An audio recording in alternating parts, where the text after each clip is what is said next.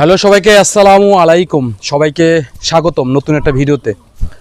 আমরা অপেক্ষার প্রহর গুনছি। আগামীকালকেই কিন্তু বাংলাদেশের big match, Bangladesh versus Singapore, যে এএফসির 2027 কোয়ালিফায়ার ম্যাচ। বাংলাদেশ কোন ট্যাকটিসে খেলবে এখন সেটাই দেখার বিষয়। বাংলাদেশ বিপক্ষ দলকে রুখে দিতে পারবে কিনা এবং জয় ছিনিয়ে আনতে পারবে কিনা। আমরা তো আশা করি জয় ছিনিয়ে আনবে।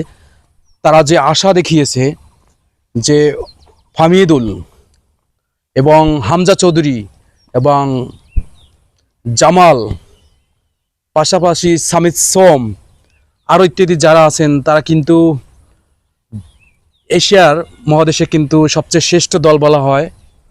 বিশেষ করে দক্ষিণ এশিয়া কিন্তু সবচেয়ে এখন দামি দল বা বড় দল বাংলাদেশকেই কিন্তু স্বভাবে ভূষিত করেছে অন্যান্য দেশ। এবং সেই পারফরমেন্সটা কিন্তু আগামীকাল করতে হবে যদি বাংলাদেশ জিততে হয়।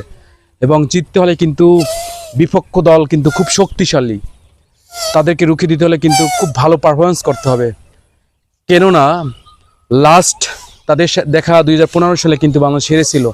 যদিও হাড্ডাহাড্ডি ম্যাচ হয়েছিল, তারপরও কিন্তু বাংলাদেশ হেরে গেছিল তাদের ভুলের কারণে। তবে সেই ভুলটা আর হয়তোবা করবে না বাংলাদেশের ফুটবলাররা। আগামীকালকে যদি জিততে পারে তাহলে কিন্তু বাংলাদেশের যে ঈদ, সেই ঈদ কিন্তু দ্বিগুণ আনন্দ বয়ে আনবে বাংলাদেশে।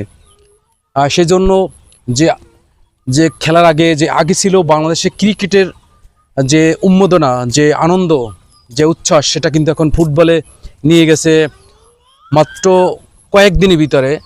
সেটা শুধুমাত্র হামজা চৌধুরীর কল্যাণে।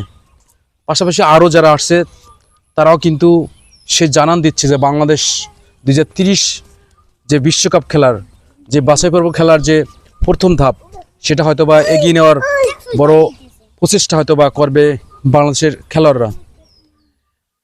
তবে আগামীকাল কি সব ফোকাস থাকবে বাংলাদেশের 18 কোটি মানুষ, সবাই কিন্তু টিভি সিটে দেখবে এবং থাকবে। অলরেডি খেলার আগেই কিন্তু সেই জৌলসটা ফিরে আসছে ফুটবলে। বাংলাদেশে আমরা সবসময় দেখে আসি, আনাচে কানাচে ফুটবলে কোনো টুর্নামেন্ট হলে কিন্তু সেই মানুষের যে ভিড়, সেটা কিন্তু আমরা দেখতে পাই। আগামীকালকেও তার ব্যতিক্রম হবে না। আগে কিন্তু টিকিট সব বুক হয়ে গেছে, আমরা অনেকেই টিকিট পাইনি। তবে বড় পর্দায় খেলা দেখার বড় সুবর্ণ সুযোগ হবে।